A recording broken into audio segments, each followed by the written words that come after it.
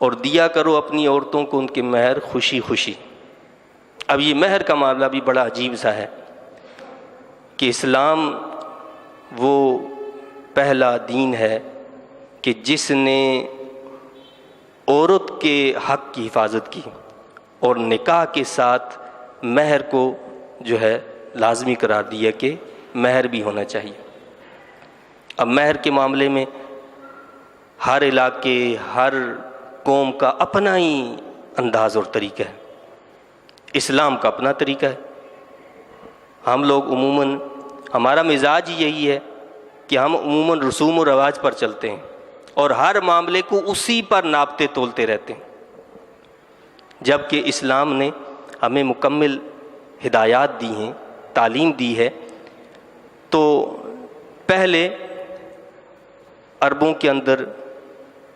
یہ ہوتا تھا کہ نکاح ہو جاتا، اگر مہر جو ہے وہ دیتے ہی نہیں تھے، اور اگر کہیں دیا بھی جاتا تو زبردستی دیا جاتا تھا۔ کہیں ایسا ہوتا تھا کہ اگر مہر دیا جاتا تو وہ اس کے ولی کو دیا جاتا، یعنی عورت کا جو ولی ہوتا، سرپرست ہوتا، اس کو دیا جاتا، عورت کو نہیں ملتا تھا۔ اللہ تعالیٰ نے یہاں کیا فرمایا؟ وَآتُوا النِّسَاءَ، نساء کہتے ہیں عورتوں کو، وَآتُوا النِّسَاءَ، اور دو عورتوں کو صدقاتہن، ان کے مہر۔ یعنی اس کا مطلب یہ ہے کہ مہر جو ہے وہ عورت کے سرپرستوں کا حق نہیں ہے، بلکہ وہ اس عورت کا اپنا حق ہے۔ ہم آج اس دور کے اندر بھی اگر دیکھتے ہیں تو ہر قوم قبیلے کا اپنا ہی رواج ہے۔ کوئی شخص جو ہے وہ لاکھوں روپیہ بلکہ کروڑوں روپیہ شادی پر خرچ کرے گا، لیکن جہاں شرعی بات آئے گی، مہر کا معاملہ آئے گا، تو وہاں کہے جی بس شریعت کے مطابق ادا کر دیں، اور شریعت کے معاملے کا بھی پتہ ہی نہیں ہے۔ 32 روپے رکھ دیں جی، 32 روپے کا آج کیا تصور ہے؟ اور یہ 32 روپے بھی شاید یہ جب متحدہ ہندوستان تھا اس دور میں کسی عالم دین نے 32 روپے اس وقت کے نکالے تھے کہ جی یہ جو حضور نبی پاک صلی اللہ علیہ وسلم کے دور اقدس میں مہر دیا جاتا تھا، تو اس کی جو یعنی آج کے دور میں جو بنتی ہے وہ اس طریقے سے بنے گی کہ جی تقریباً 32 روپے اس وقت کے متحدہ ہندوستان کے، جس وقت 1 روپے میں 4 سیر گھی دیسی آیا کرتا تھا، دیسی گھی 1 روپے میں آتا تھا۔ 4 سیر جو ہوتا ہے وہ کلو سے زیادہ ہوتا ہے، یعنی آپ یوں سمجھ لیں تقریباً 5 کلو دیسی گھی 1 روپے میں آیا کرتا تھا اس وقت۔ اور لوگوں کی تنخواہیں 1 روپے سے لے کر 4 روپے تک ہوا کرتی تھی، اور سونا جو تھا وہ 5 روپے کا تولہ تھا، 5 روپے تولہ سونا تھا اس وقت 32 روپے۔ آج تک لوگ جو اسی کو لے کر چل رہے ہیں جی 32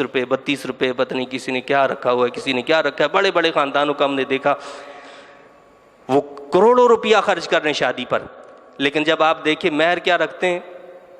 کہ جی مہر بس 1000 روپے، 5000 روپے، 10,000 روپے۔ تو ایسا نہیں ہے، یہ زیادتی ہے، یہ اسلام کے نظام کے ساتھ مذاق ہے، یہ تو کھیل تماشا ہے۔ اسلام نے جو مہر کے احکامات دیے اس میں شوہر کی حیثیت کو سامنے رکھا گیا ہے،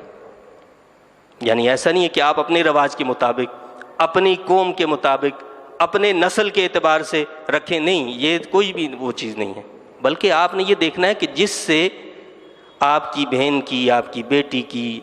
کسی اور کی شادی ہو رہی ہے تو اس کی حیثیت کیا ہے۔ اب پتہ چلا کہ وہ بیچارہ جو ہے ماہانہ 15-20 ہزار روپے کماتا ہے، آپ لاکھوں روپے اس پہ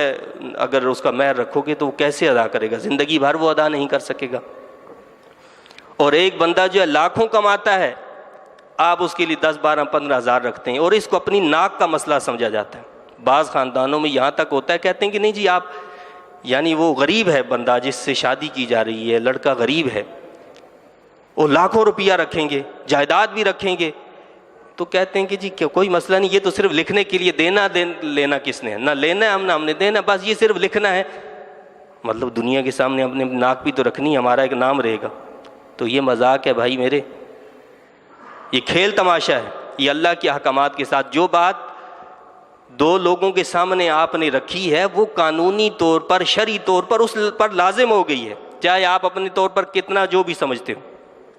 یا جیسے ہمارے ہاں کراچی کے اندر کیا ہوتا ہے، عموماً مہر رکھ تو دیا جاتا ہے لیکن پتہ ہوتا ہے، انڈرسٹوڈ ہوتا ہے کہ نہ ہم نے لینا ہے نہ انہوں نے دینا ہے۔ حدیث شریف میں آتا ہے، حدیث پاک کا مفہوم ہے کہ جس نے نکاح کیا اور اس کی نیت یہ تھی کہ میں مہر نہیں دوں گا، قیامت کے دن اس کو زانی اور بدکار کی شکل میں اللہ کی بارگاہ میں پیش کیا جائے گا۔ زانی اور بدکار، وہ ساری زندگی بدکاری کرتا رہا، جس کی نیت پہلے سے یہ تھی کہ میں نے تو ادا ہی نہیں کرنا۔ تو مہر جو ہے وہ شوہر کی حیثیت کے مطابق، جو لاکھوں میں کما رہا ہے تو وہاں مہر ویسا ہی رکھا جائے جس کو وہ بوجھ بھی محسوس کرے، ذمہ داری بھی محسوس کرے کہ میں نے ادا کرنا ہے، نہ یہ کہ کھٹ سے اس نے نکالا اور پھینک دیا، چل بھائی طلاق دے دی۔ اسلام نے عورت کے لیے یہ جو حق رکھا ہے، یہ دراصل عورت کا اپنا حق ہے جس میں ظلم اور زیادتی ہم لوگ کرتے ہیں، یعنی ماں باپ کرتے ہیں، بہن بھائی زیادتی کرتے ہیں اس بچی پر کہ کل اگر اس کو طلاق ہو جائے، آپ مجھے بتائیے کہ چند ہزار، 10 15 20 50 ہزار میں وہ کتنے دن بالفرض اللہ نہ کرے اس کے ساتھ کوئی ایسا معاملہ ہو جائے، طلاق ہو جائے، کوئی اور ایسا معاملہ ہو جائے، اس کا شوہر مر جائے، کچھ اور معاملہ ہو جائے، آپ وہ 40 50 ہزار میں کتنے دن گزارا کر سکتی ہے؟ اور آپ کو بھی پتہ نہیں ہے کہ آپ کتنے دن ہوں گے، ہو سکتا ہے اس سے پہلے آپ بھی مر جائیں۔ ہمیں معلوم ہے ہم نے کب مرنا ہے، بھائی آج ہم نے شادی کی، کل ہم مر جائیں، اب اس بچی کا کیا ہوگا؟ ہم نے کبھی اس نقطہ نگاہ سے سوچنے کی زحمت ہی نہیں کی، کوشش ہی نہیں کی کہ بھائی ہمیں یہ ہمارا کام نہیں ہے، یہ ہمارے باپ دادا کا اصول نہیں ہے، یہ اللہ کا اصول ہے، یہ اللہ کا قانون ہے، یہ اللہ نے اس لڑکی کو حق دیا ہے، اس خاتون کو حق دیا ہے جس پر ہم ڈاکہ ڈال رہے ہیں، جس پر ڈاکہ ہم لوگ ڈالتے ہیں، جو اس کے رشتہ دار ہوتے ہیں، جو اس کے قریبی ہوتے ہیں، جو اس کے متولی ہوتے ہیں، جو اس کے سرپرست ہوتے ہیں، وہ صرف اپنی ناک کو رکھنے کے لیے، اپنی عزت کو رکھنے کے لیے ایسے معاملات کرتے ہیں۔ اسلام اس بات کا حکم دیتا ہے کہ جب بچی کا مہر مقرر کیا جائے تو شوہر کی حیثیت کے مطابق مقرر کیا جائے، غریب ہے تو اس کے حساب سے مہر مقرر کیا جائے، امیر ہے تو اس کے حساب سے مہر مقرر کیا جائے، اور زیادہ سے زیادہ اس بات کی کوشش کی جائے کہ مہر کو جلد از جلد ادا کیا جائے۔ کیا کوشش کی جائے؟ یہ تو سب سے اچھی بات ہو کہ آپ بجائے لاکھوں روپیہ، کروڑوں روپیہ شادی میں فضولیات پر خرچ کرنے کے بجائے اسی وقت مہر معجل جو ہوتا ہے، فوری جو مہر ادا کیا جاتا ہے، آپ فوراً ادا کر دیں۔ اور اگر بالفرض فوری ادا نہیں کر سکتا انسان، مہر معجل ہی ہوتا ہے، تاخیر سے ہوتا ہے، لیکن آپ اس کو بجلی کا بل سمجھ لیں، گیس کا بل سمجھ لیں، اور ہر مہینے جمع کر کے فوراً سے فوراً اس کو ادا کرنے کی کوشش کریں۔ اور مرد کی حمیت، اس کی غیرت کا تقاضا بھی یہی ہے کہ اسے عورت کے حق کو دبانا نہیں چاہیے، بلکہ اس کا حق اس کو ادا کرنا چاہیے، اس کو ہمیشہ اپنا وقار بحال رکھنا چاہیے، کیونکہ وہ مرد ہے، اللہ نے اس پر ذمہ داریاں عائد کی ہیں، عورت پر ذمہ داریاں عائد نہیں کی ہیں، یعنی کھانے کی، پینے کی، دیگر معاملات کی، یہ ذمہ داریاں ساری مرد کی ہیں نا، عورت کی تو نہیں ہیں، یعنی گھر کی کفالت کرنا، گھر کی ایسی ذمہ داریوں کو ادا کرنا۔ ہاں، عورت کی ذمہ داری تو اپنے شوہر کے گھر کی حفاظت کرنا ہے، اس کے مال کی حفاظت کرنا، اس کے بچوں کی صحیح نگہداشت کرنا ہے، صحیح تعلیم و تربیت کرنا ہے، یہ ساری ذمہ داریاں کس کی؟ مرد کی ہیں۔ تو اللہ تعالیٰ نے فرمایا، اب دوسری بات کیا ہوتی ہے کہ جی اگر بالفرض بعض معاشروں میں دینا ہی پڑ جاتا ہے تو چار و ناچار مجبوراً جو ہے وہ ناخوشی سے ادا کرتے ہیں۔ اللہ نے اس کا جو ہے رد فرما دیا، اور کیا فرمایا؟ وَآتُوا النِّسَاءَ صَدُقَاتِهِنَّ نِحْلًا، خوشی خوشی، نحلہ کا مطلب ہے خوشی خوشی عطیہ ادا کرنا، دینا، خوشی خوشی ادا کرو، آپ کے دل کے اندر میل بھی نہ آئے۔ کئی قوموں کے اندر، قبیلوں کے اندر یہ ہوتا ہے کہ جی ٹھیک ہے کوئی مسئلہ نہیں، ہم تو معاف کروا دیں گے۔ یہ معاف کروانا کیا ہوتا ہے بھائی؟ معاف کروانے کا مطلب تو یہ تو زور زبردستی ہے، ایسے کوئی مہر جو ہوتا ہے وہ معاف نہیں ہو جایا کرتا۔ ہو سکتا ہے کہ ہم ایک دوسرے کا دل خوش کرنے کے لیے یہ سمجھ لیں کہ یہ معاف ہو گیا، عند اللہ وہ معاف نہیں ہوگا، اللہ کے ہاں وہ معاف نہیں ہے۔ ہاں، اللہ کے ہاں معاف کون سا ہے؟ آپ نے اس کا مہر جتنا اس کا بنتا تھا اس کے حوالے کر دیا، اب وہ جب چاہے اس میں سے جتنا چاہے آپ کو اپنی خوشی سے دینا چاہے دے دے، سارا دینا چاہے تو سارا دے دے، وہ اپنی اس کی خوشی اور رضا ہے۔ ایسا بھی صحیح نہیں ہے، بعض لوگ کیا کرتے ہیں کہ وہ مہر تو دے دیتے ہیں لیکن وہ بعد میں کسی اور طریقے سے اس سے نکلوا لیتے ہیں،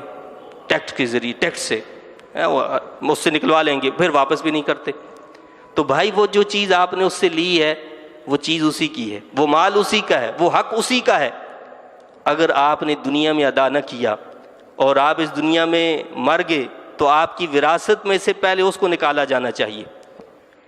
اور اگر ایسا بھی نہیں ہوگا تو قیامت کے دن اللہ کے ہاں آپ کو وہ دینا ہوگا، جہاں انسان پھر کوئی چیز ادا نہیں کر سکے گا۔ تو اللہ نے کیا فرمایا، اور دیا کرو اپنی عورتوں کو ان کی مہر خوشی خوشی، پھر اگر وہ بخش دیں تمہیں کچھ اس سے خوش دلی سے تو کھاؤ اسے لذت حاصل کرتے ہوئے، خوشگوار سمجھتے ہوئے۔ اب آپ اس کو استعمال کر سکتے ہیں، وہ اپنی مرضی سے، یعنی آپ نے دے دیا، دینے کے بعد وہ اگر اس میں سے کچھ آپ کو دے دیتی ہے تو آپ استعمال کر سکتے ہیں، لیکن یہ سمجھ لینا کہ جی بس یہ صرف ایک قانونی کارروائی ہے، یہ غلط ہے۔ بعض علاقوں میں یہاں تک ہم نے دیکھا، ہم نے اپنے کانوں سے سنا کہ جی مہر لکھوا دو، بس کیا لکھوا دو کہ جی فلاں زمین لکھوا دو، فلاں گائے لکھوا دو، فلاں بھینس لکھوا دو، فلاں چیز لکھوا دو۔ تو کسی نے کہا کہ بھائی اگر انہوں نے کہا کہ ٹھیک ہے یہ چیزیں لے آئیں، لا کر اس کو دے دیں، تو کہا یہ کون پوچھتا ہے، ہم ساری ان چیزوں کے نام لکھوائیں گے جو مری ہوئی ہوں گی، فلاں بھینس جو مر گئی ہے اس کا نام لکھوائیں گے، فلاں